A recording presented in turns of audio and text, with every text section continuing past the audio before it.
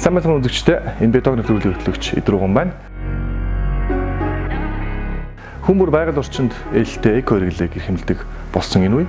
Тэм учраас эрчим хүчээ хэмнэх хялбархан 5 зөвлөгөөг та бүхэнд хүргье.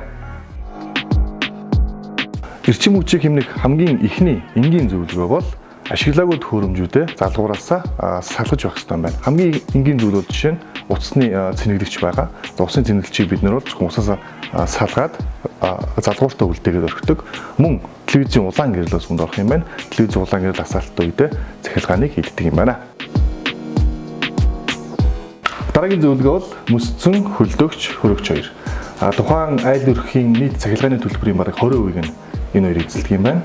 Ялангуяа мөсцсөн үедээ энэ хоёрын цахилгаан хэрэгэлдэг байдал нь 50%-аар нэмэгддэг юм байна. Тийм учраас та бүхэн хөлдөгч хөрөгчнийхөө мөсийг байнга цэвэрлж байгаарай. Загварт зөвлөгөө бол хооцоо хийх үедээ та бүхэн савныхаа тагийг үргэлж тахилгаа битгий мартаарай. Савыг тагилснаар таны цахилгаан хэрэглээ 2.5 дахин буурдаг юм байна.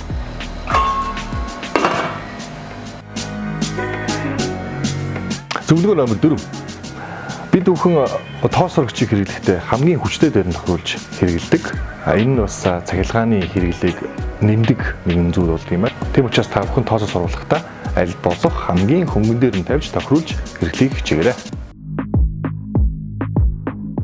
За тав дахь зөвлөгөө. GPG нь энгийн улаастик шийдэнтэй харьцуулах юм бол цахилгааныг 80%-аар бага зарцуулдаг юм байна. Миний өгсөн энэхүү хялбархан 5 зөвлөгөө та бүхэн дааснаар ихтлэгдэж хэрэгтэй зүйл хийх юм байна. Эдийн засгтаж хэрэгтэй зүйл хийх юм байна. Ингээд та бүхэн эрчим хүчээ хэмнээрэй.